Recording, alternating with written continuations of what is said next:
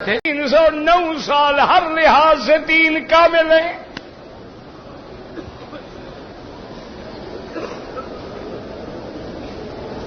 اب جناب یہ ہوا کہ سو گئے، بڑا لمبا قصہ ہے. اب جب اللہ نے چاہا تو 309 سال کے بعد نیند کھلی. یہ مر گئے ہیں یا زندہ ہیں؟ اصحاب کہف غار میں زندہ ہیں، نیند میں ہیں یا مر گئے ہیں؟ نیند میں ہیں. اب جب نیند سے بیدار ہوئے کہنے لگے بھائی قالوا کم لبثنا، قالوا لبثنا یوما او بعض یوم. ایک دوسرے سے پوچھتے ہیں کہ بھائی کتنی دیر ہو گئی سوتے ہوئے؟ کسی نے کہا یار 1 دن ہو گیا، اور کسی نے کہا خدا کے بندے 1 دن کا ہوا ہے، جب ہم آئے تھے سورج اوپر تھا، ابھی سورج نیچے ہے، آدھا دن بھی گزرا ہے. اللہ نے فرمایا جناب آپ تو 309 سال سوتے رہے ہیں، آدھا دن گزرا ہے. تو اب جناب ان کو سونے ہیں، زندہ ہیں، لیکن کوئی پتہ نہیں کتنی مدت. اور اللہ کا نظام دیکھیں کہ جو لباس ہے وہ بھی نہیں بدلا، اور جو ناخن ہیں وہ بھی نہیں بڑھے، جو بال ہیں وہ نہیں بڑھے. جس حالت میں سوئے تھے اللہ نے اسی حالت میں رکھا ہے. ورنہ 300 سال میں ناخن کہاں پہنچ جاتے، بال کہاں پہنچ جاتے، کپڑے تو مٹی ہو جاتے. لیکن اللہ نے فرمایا ہم نے حفاظت کی ہے. یہ تو بڑی چیز ہے، ہم نے تو سورج سے بھی حفاظت کی ہے کہ سورج ایسے انداز میں گزرے، روشنی تو پہنچے لیکن میرے اولیاء کو دھوپ نہ لگے. اب دیکھیں جناب وہ زندہ ہے لیکن ان کو کوئی پتہ. اسی طرح ایک پیغمبر ہے حضرت عزیر علیہ السلام. آپ جگہ سے ایک بستی سے آپ کا گزر ہوا، کیا دیکھتے ہیں بستی ساری برباد ہو گئی ہے، باغ اجڑ گئے ہیں، کھجوریں اجڑ گئی ہیں، درخت گر گئے ہیں، تباہی بربادی ہے. او کالذی مر علی قریۃ وہی خاویۃ علی عروشها. جب آپ نے دیکھا تو کہنے لگے قال انا یحیی هذه اللہ بعد موتها. کہنے لگا پیغمبر اللہ کیسے ان کو دوبارہ زندہ کریں گے مرنے کے بعد، ویرانی کے بعد، بربادی کے بعد. اللہ نے فرمایا اچھا آپ کا امتحان کر دیں. فَأَمَاتَهُ اللَّهُ 100 عام. اللہ نے آپ پہ موت طاری کر دی. کتنی مدت؟ 100 سال. کتنی مدت؟ 1 سال نہیں، کتنا؟ فَأَمَاتَهُ اللَّهُ 100 عام ثُمَّ بَعَثَهُ قَالَ كَمْ لَبِثْتَ. 100 سال کے بعد دیکھیں 100 سال میں کتنی آندھیاں آئی ہوں گی، کتنی بارشیں ہوں گی، کتنی گرج چمک ہوگی، کتنی طوفان اٹھے ہیں، لیکن ان کو کسی چیز کا پتہ. اللہ تبارک و تعالی نے فرمایا کم لبثتا، میرے پیغمبر کتنی دیر گزر گئی تجھے سوتے ہوئے. قال لبثت یوما او بعض یوم، شاید پورا دن یا اس سے بھی کچھ کم دن گزرا ہے. قال بل لبثت 100 عام. اللہ نے فرمایا جناب 100 سال کے بعد اٹھے ہیں. اب دیکھو نبی ہے، پیغمبر ہے، اللہ نے موت دے دی لیکن کسی چیز کا پتہ. اسی طرح دیکھیں آمنہ کی لال سیدنا محمد مصطفیٰ صلی اللہ علیہ وسلم سفر میں آ رہے ہیں، راستے میں آپ پہنچے ہیں اور صبح کے لیے آخری رات کا حصہ شروع ہو گیا ہے. آپ نے فرمایا، قافلے نے فرمایا ہم تھک گئے ہیں یا رسول اللہ، اب آرام کی اجازت دے دیں. حضور نے قافلہ روک دیا، فرمایا من یوں کے دنا، لیکن کون ہے جو ڈیوٹی لیتا ہے ہمیں نماز کے لیے جگانے کی؟ حضرت بلال آگے بڑھے، انہوں نے کہا انا یا رسول اللہ انہو کے وقم میں آپ کو نیند سے بیدار کروں گا. حضور نے فرمایا اچھا بلال تم خیال کرو سارا قافلہ تھکا ہوا ہے اور آدمی تھکاوٹ میں بے ہوشی کی نیند سو جاتا ہے. حضرت بلال کہتے ہیں میں نے اونٹ کے پلان سے ٹیک لگا لی اور سیدھا صبح صادق کی طرف رخ کر کے بیٹھ گیا کہ جو صبح صادق ہوگی اٹھ کے اذان دوں گا اور مدنی کو اور ان کے صحابہ کو جگاؤں گا. لیکن فرماتے ہیں غلبنی النوم، اللہ کی شان ہے کہ مجھ پہ بھی نیند نے غلبہ کر دیا، بلال بھی سو گیا. اب زندہ ہیں یا فوت ہو گئے؟ میرے مدنی بھی سو گئے، صحابہ بھی سو گئے، بلال بھی سو گیا ہے. اب جب سورج نکلا ہے، سورج کی تپش آئی ہے تو سب سے پہلے حضرت محمد مصطفیٰ اٹھے ہیں، پھر سارے صحابہ بیدار ہوئے. آپ نے فرمایا این بلال، ان بلال کو جلدی بلاؤ ہماری نماز قضا ہو گئی ہے. حضرت بلال حاضر ہوئے ہیں. آپ نے فرمایا کہ تم نے ڈپٹی لی تھی کہ میں جگاؤں گا، تم نے کیوں ذمہ داری پوری نہیں کی جگانے کی؟ اس نے کہا یا رسول اللہ ناراض نہ ہوں، الذی قبض نفسک قبض نفسی، جس مولا نے اپنے نبی کو سلا دیا اسی نے بلال کو بھی سلا دیا. اس نے کہا حضور ناراضگی ہوتے آپ ہی تو نہیں اٹھے نا، اگر نبی سو جاتا ہے تو پھر بلال کی کیا طاقت ہے؟ حضور راضی ہو گئے. اس کے بعد آپ نے حکم دیا فخرج من ھذا الوادی ان الوادی بہا شیطان. حضور نے فرمایا سارے صحابہ جلدی کرو اس وادی سے نکل جاؤ، ہماری نماز قضا ہو گئی ہے. معلوم ہوتا ہے اس وادی میں شیطان کا اثر ہے. اس لیے علماء کہتے ہیں جس گھر میں نماز نہ ہو، جس ڈرائنگ روم میں نماز نہ ہو، جس کوٹھی میں نماز نہ ہو، سمجھ لو کہ وہاں شیطان کا ڈیرا ہے، ورنہ ہو نہیں سکتا کہ مسلمان نماز نہ پڑھے. حضور نے فرمایا وہ جگہ چھوڑ دو، وہ وادی چھوڑ دو، کبھی اس میں نہ رہو. اس لیے اللہ کے نبی نے حکم دیا ہے کہ اپنے گھروں میں تہجد پڑھا کرو، اپنے گھروں میں سنت اور نفل پڑھا کرو، اپنے گھروں کو عبادت سے زندہ کیا کرو. اب دیکھیں آپ نے کلال سارے صحابہ ہیں، حضرت بلال ہیں، زندہ ہیں، لیکن اللہ نے سننے نہیں دیا اور جاگنے بھی نہیں دیا. تو مسئلہ سمجھ لے کہ اللہ چاہے تو مردے کو بھی.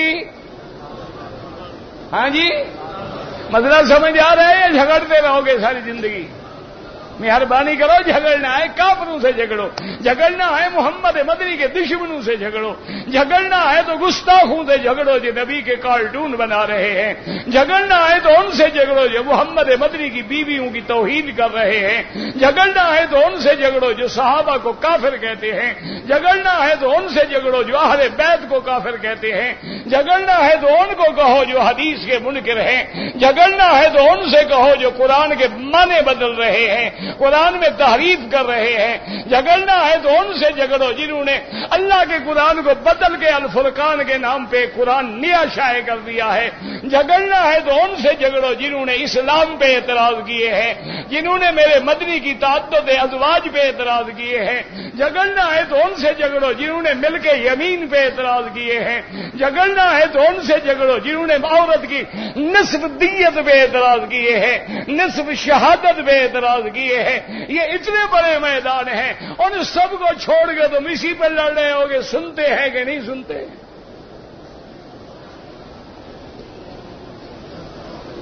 تو مسئلہ سمجھو، اللہ چاہے تو سنوا دے اور نہ چاہے تو. اس لیے حکم ہے کہ اس کو پکارو جو نہ سوتا ہے. ایمان سے کہو نبی سوتا ہے کہ نہیں؟ ہاں جی حضور سو گئے کہ نہیں سو گئے؟ اللہ کے نبی بھولتے ہیں یا نہیں؟ آدم بھول گیا، میرا مدنی نماز پڑھاتے ہوئے بھول گئے، 4 رکعتوں کے بجائے 2 رکعت پڑھا کے سلام پھیر دیا.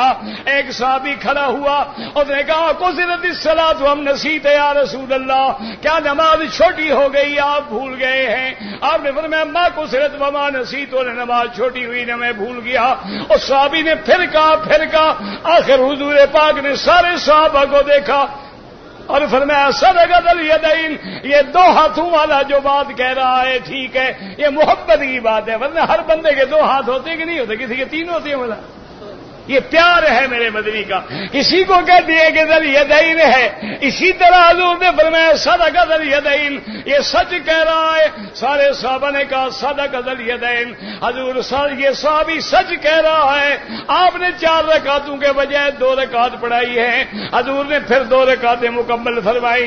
اللہ کا نبی بھول جاتا ہے، اللہ کا نبی سو جاتا ہے، اللہ کے نبی سے سہو ہو جاتا ہے. اللہ تبارک و تعالی کا نبی دنیا کے امور کو نہیں جانتا. اللہ فرماتے تم اس کو پکارو جو زندہ ہے، جس میں کبھی موت. اللہ لا الہ هو الحی. یہ آیت کرسی ہر مسلمان پڑھ پڑھ کے ایسے سینے کو پھونکے دیتے ہیں، معلوم ہوتے اندر گزر جائے گی، لیکن عقیدہ پھر بھی ٹھیک نہیں ہوا. اللہ لا الہ الا هو الحی، مانا زندہ، زندہ تو تم بھی ہو. اللہ فرماتے ہیں نانا تیری زندگی عارضی ہے، تیری زندگی نقلی ہے، تیری زندگی وقتی ہے، وہ تو ہمیشہ سے زندہ ہے. اول والآخر والظاہر والباطن وهو بكل شيء علیم. اللہ تبارک و تعالی ہمارا ایمان ہے، آپ زندہ ہیں، آپ باقی ہیں، آپ دائم ہیں، لیکن ساری کائنات کے کام آپ سر انجام دیتے ہیں تو شاید نیند آ جاتی ہو. اللہ نے فرمایا لا تأخذہ سنۃ ولا، اللہ کو تو نیند بڑی بات ہے، اونگ بھی نہیں آتی اور نیند بھی. ایمان سے کہو نبی کو نیند آتی ہے کہ نہیں؟ جس کو نیند آئے وہ خدا، جس کو نیند آئے وہ حاجت روا، جس کو نیند آئے وہ مشکل کشا. وہ تو سو رہا ہے، مرید مر گیا، مشکل کشائی کیسے کرے گا؟ بات سمجھ آ رہی ہے کہ نہیں آ رہی؟ پیر صاحب تو سو گئے، مرید پہ مشکل آ گئی، مرید کو دعویٰ پڑ گیا، تکلیف ہو گئی. انہوں نے کہا پیر کو خبر کو، نے کہا پیر صاحب سو گئے. اللہ فرماتے بدبختو اس کو پکارو جو سوتا بھی نہیں. لا تأخذہ سنۃ ولا نوم. آگے کیا فرماتے ہیں؟ لہ ما فی السماوات وما فی جو کچھ آسمانوں میں ہے کس کا ہے اور جو زمینوں میں ہے وہ کس کا ہے؟ اچھا کوئی 1/4 بھی پیروں کا نہیں ہے؟ 1/6 1/10 چلو کچھ تو حصہ پیروں کو بھی دے دو. اللہ کیا فرماتے ہیں؟ لہو. یاد رکھو یہ جار مجرور کیوں مقدم ہے؟ اس لیے کہ حسر ہو جائے. جو کچھ آسمانوں اور زمینوں میں ہے اسی کا ملک ہے، اسی کا ملک ہے. وہ جس کو چاہے دے دے، جس سے چاہے چھین لے. تو اس لیے اپنے عقیدے درست کر لیں، یاد رکھ لیں کہ اللہ چاہے تو مردے کو بھی سنوا دے اور اللہ چاہے تو زندہ کو بھی نہ سنوائے. اس لیے ان جھگڑوں میں نہ پڑیں، اللہ کے حکم پہ چلیں. اللہ فرماتے حج کرنے کے لیے آئے ہو تو مجھے پکارو لبیک اللہم. لبیک نہ پڑھو تو حج احرام ہو جاتا ہے. کیوں؟ اللہ فرماتے پکارنا سیکھو. آئے تو مجھے پکارنے ہو تمہیں پتہ تو لگے. لبیک اللہم لبیک لبیک لا. ایمان سے کہو اگر لبیک کا معنی بھی آ جائے تو کوئی مشرک رہے گا؟ اگر لبیک کا معنی بھی آ جائے تو قبروں پہ کوئی سجدہ کرے گا؟ اگر لبیک کا معنی آ جائے تو کوئی قبروں پہ جا کے نظر نیاز چڑھائے گا؟ کیوں؟ اللہ فرماتے لبیک لا شریک لک. تیری ذات میں بھی تیری صفات میں بھی کوئی شریک. لا شریک لک لبیک اللہم لبیک لا شریک لک. اور آگے کیا فرماتے ہیں؟ ان الحمد، ان تاکید کے لیے آ گیا، ان الحمد والنعمت لک والملک. لک لا شریک لک. اللہ فرماتے ہیں مجھے پکارو منا میں، عرفات میں، مزدلفہ میں، عرب میں، عجب میں، زندہ ہو، ہر حال میں ہو، بیمار ہو، جو بھی تکلیف ہو مجھے پکارو. تو یاد رکھو یا اللہ فرماتے ہیں ومن اضلو، اس سے بڑا گمراہ کون ہے، اس سے بڑا گم کردہ راہ کون ہے جو اللہ کو چھوڑ کے اللہ کے سوا کسی کو پکارتا ہے. اور وہ جس کو پکارتا ہے ان کو تو پتہ بھی نہیں ہے. قیامت کے دن اللہ جب پوچھیں گے، تمام انبیاء سے پوچھیں گے یوم یجمع اللہ الرسل فیقول ماذا اجبتم قالوا لا علم لنا انک انت علام الغیوب. تمام پیغمبر کہیں گے اللہ ہمیں علم نہیں ہے، آپ تمام غیوب کے جاننے والے ہیں. دعا کرو اللہ عقیدے صحیح فرما دے اور اللہ حج آسان فرما دے. اور درود شریف پڑھ لیں، کچھ جواب دے دیں، باقی انشاءاللہ زندگی تو عشاء کی نماز کے بعد پورے کریں گے. یار تھوڑے تھوڑے دیے کرو نا، پہلے میں ان کو سنبھالتا رہوں بیٹھ کے. بات یہ ہے کہ مسجد الحرام کے علاوہ سارا مکہ جو ہے وہ مسجد الحرام ہے. یاد رکھو سارا حرم کی حدود کے اندر مسجد الحرام ہے. اسی لیے اللہ کا حکم ہے انما المشرکون نجس فلا یقرب المسجد الحرام. کافر مشرک پلید ہے، وہ مسجد الحرام میں داخل نہ ہو، یعنی حد حرم پہ روکا جائے گا. ذالک لمن لم یکن اہلہ حاضر المسجد الحرام. فرمایا آفاقی جو ہے وہ قران اور تمتع کر سکتا ہے، اس کا اہل عیال مسجد الحرام میں نہ رہتا ہو. تو سارا مکہ مسجد الحرام ہے. جہاں نماز پڑھو 1 کا لاکھ ملتا ہے، لیکن کعبے کی نماز کا کیا مقابلہ ہے؟ یہ تو بات چھوڑ، 1 کا لاکھ تو ہر جگہ ملے گا، لیکن اتنی بڑی جماعت کہاں ملے گی؟ اللہ کا کعبے کا قرب کہاں ملے گا؟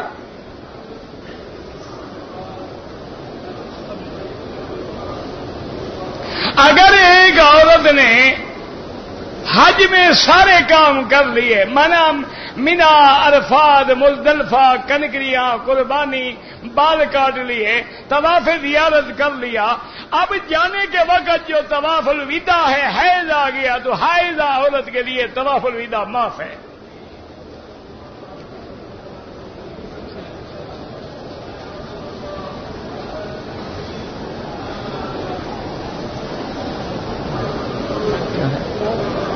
کیا ہے کیا نام؟ طیب جزاک اللہ خیر.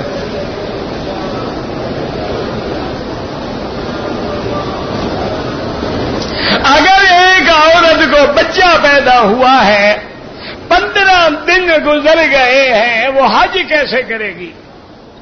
سب سے پہلے تو یہ مسئلہ سمجھیں، یہ جاہل لوگوں نے بنایا ہوا ہے کہ 40 دن کے بعد پاک ہوگی. کوئی 40 دن کی قید نہیں ہے، نفاس کی کوئی مدت نہیں ہے. اگر 1 دن کے بعد بھی خون بند ہو جائے عورت پاک ہو گئی.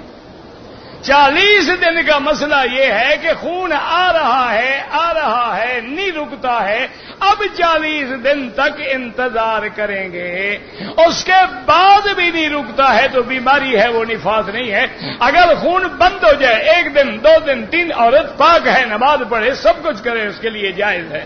اچھا اگر ناپاک ہو تب بھی غسل کرے، سر پہ اچھی طرح کپڑا باندھ کے بالوں کو چھپا لے، اور اس کے بعد کعبے کی طرف رخ کر کے بیگ پڑے، حج کی نیت کر لے، مینا جائے، عرفات جائے، مزدلفہ جائے، کنکری مارے، قربانی کرے، بال کاٹے، صرف طواف نماز نہیں پڑے گی جب تک پاک نہ ہو.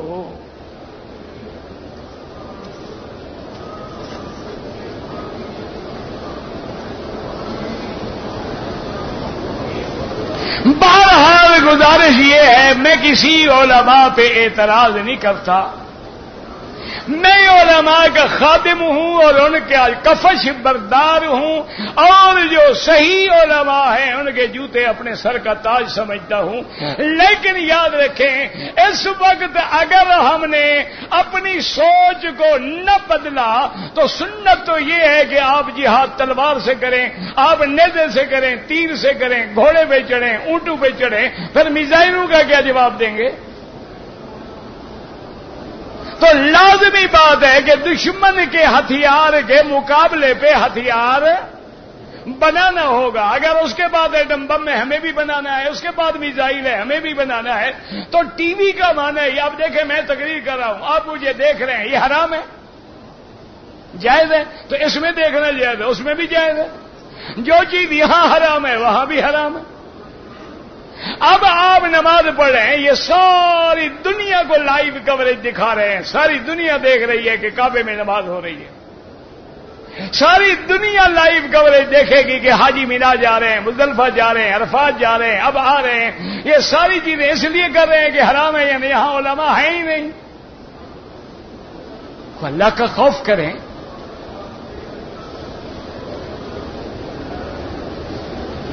اگر مقیم لوگوں کی ایک آدمی مقیم ہے لیکن جمعہ کی نماز پہ نہیں پہنچا، ظہر پڑے گا، سیدھی سی بات ہے۔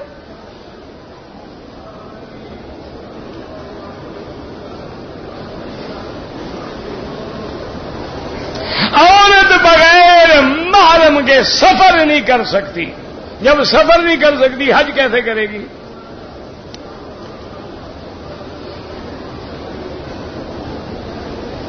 بھائی یاد رکھو کہ سنت بھی، عمل رسول پاک بھی یہ ہے کہ آدمی پہلے کنکری مارے، پھر قربانی کرے، پھر سر منڈائے۔ اگر آپ نے جمع کرا دی ہے بس اللہ قبول کرے، ورنہ مسئلہ یہی ہے کہ آدمی کوشش کرے۔ ہاں غلطی ہے، مجبوری ہے، نہیں کر سکا، کوئی حرج نہیں، لیکن اپنی جان پہلے تو نہ چھڑا دے نا۔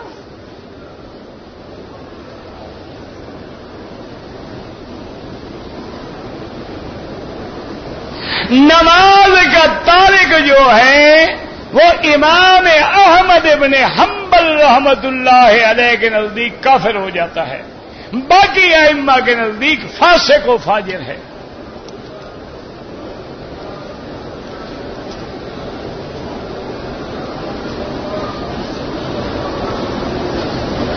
اگر آپ کے ملک میں ملازمین کو جی پی فنڈ دیا جاتا ہے تو جتنا آپ کی تنخواہ سے کٹتا رہا اکٹھا دیا وہ حلال ہے، اس کے اوپر جو ہے وہ سود ہے، وہ حرام ہے۔ لیکن ان سے لے لیں اور غریبوں کو بغیر ثواب کی نیت کیے ہوئے دے دیں۔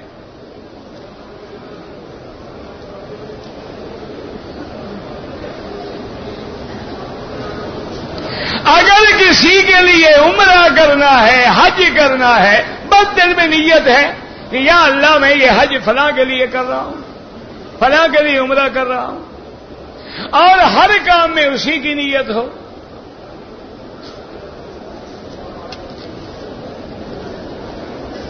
اگر کوئی آدمی حج پہ آیا ہے اور حج کے بعد کوئی چیزیں اپنے بچوں کے لیے تحفے ہدایہ لے جاتے، کوئی منع نہیں۔ اللہ نے قرآن میں کہہ دیا ہے لیس علیکم جناح ان تبتغوا فضلا من ربکم فاذا افضتم من عرفات فاذکروا اللہ عند المشعر الحرام۔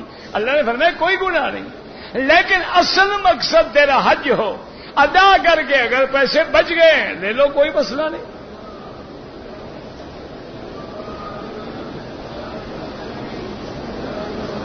اگر ایک آدمی نے عمرے کا طواف رکن یمانی سے شروع کیا ہے، وہ طواف ہوتا ہی نہیں۔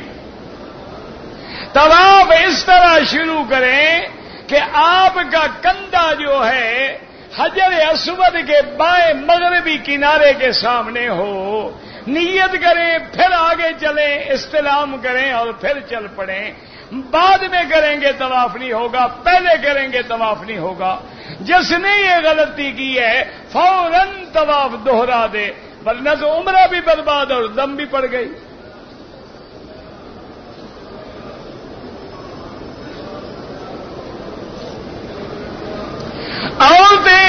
اپنی بلڈنگ میں نماز پڑھیں تو بہتر ہے یا حرم میں؟ تمہارا کہنا مانتی ہیں؟ نہیں، پہلے مجھے یہ مسئلہ بتاؤ، تیرے کہنے سے بیٹھ جاتی ہیں وہ؟ سارا دن تو بازار پھرتی ہیں، نماز کے مسئلے پوچھتے ہو۔ بہرحال افضل ہے کہ گھر میں پڑھیں، لیکن اگر حرم میں آئیں منع بھی نہیں کر سکتے۔ لا تمنعوا اماء اللہ عن بیوت اللہ، حضور نے فرمایا اللہ کی بندیوں کو اللہ کے گھر سے نہ روکا کرو۔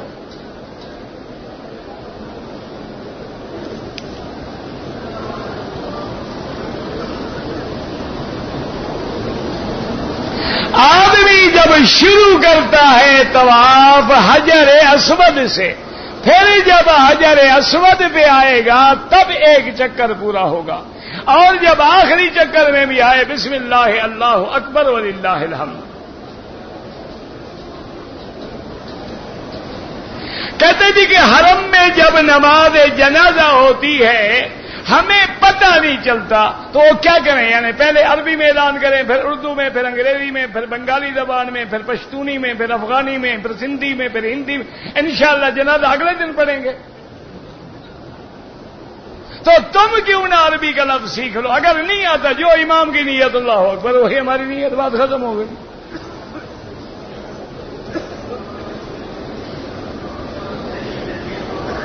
اگر نابالغ بچہ ہے آپ طواف اپنے لیے کریں، ان کے لیے دعائیں کریں، اگر ساتھ ہے تو پھر ساتھ چلائیں، اگر بالکل چھوٹا ہے اٹھا لیں نیت کر لیں، آپ کو بھی ثواب ملے گا۔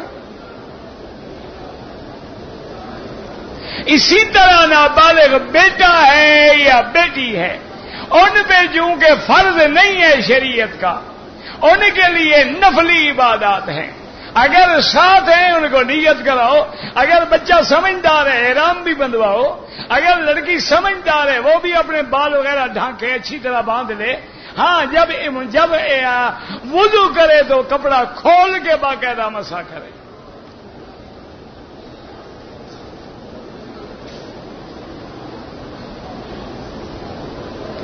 اگر ایک عورت نے عمرہ کیا ہے، طواف کر لیا ہے، صفا مروہ رہ گئی، مدینے بھی چلی گئی، الحمدللہ دم پڑ گئی، انشاءاللہ 300 ریال کی بکری خریدو گے نا جی، 20 سے ضرب دے کے 6000، مجال ہے تمہیں اگلے سال صفا مروہ بھولے۔ اللہ نے ایسے تو نہیں رکھی نا دم، اس لیے رکھی ہے کہ حاجی کا دم نکلے گا تو یاد رہے گا نا۔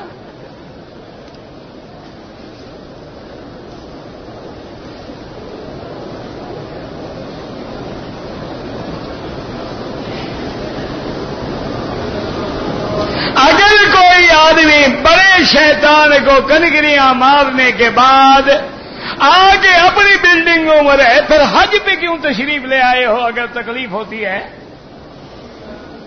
حضور پاک نے 10، 11، 12 یہ دن کہاں گزارے ہیں؟ ویسے عاشق بنتے ہو، اب یہ مسئلہ ہے کہ جی بلڈنگ میں آ جائیں، ایئر کنڈیشن چلا کے سو جائیں، السلام علیکم، 2 دن بعد جائیں گے کنکری مار لیں گے۔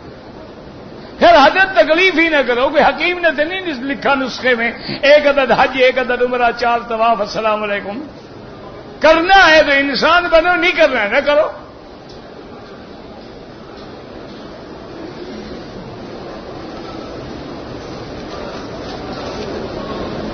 یار اتنا لمبا چوڑا جو لکھو، مینا مستقل شہر ہے یا نہیں ہے یہ جا کے تحقیق کرنے رہنا۔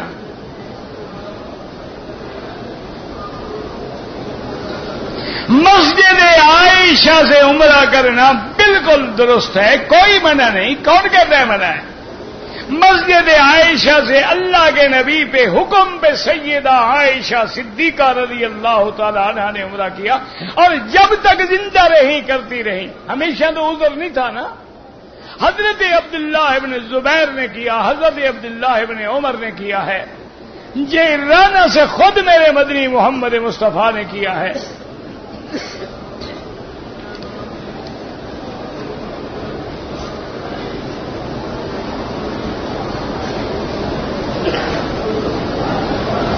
اگر تم اپنا حج کر چکے ہو، اب مکے میں آ کے نیت ہو گئی ہے کہ اپنی والدہ مرحومہ کا حج بدل کرو، بالکل جائز ہے، کوئی منع نہیں۔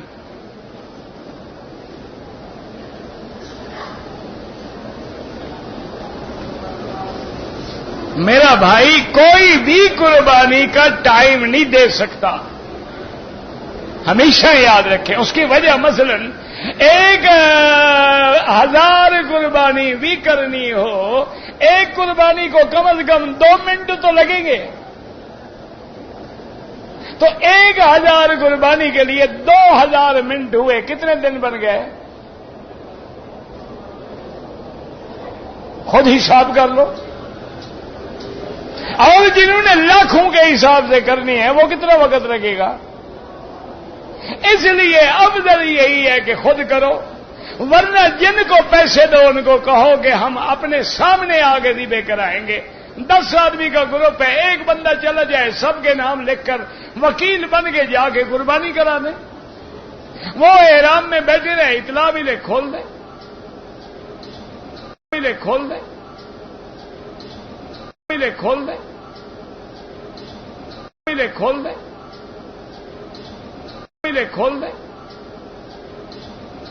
کھول دیں، کھول دیں،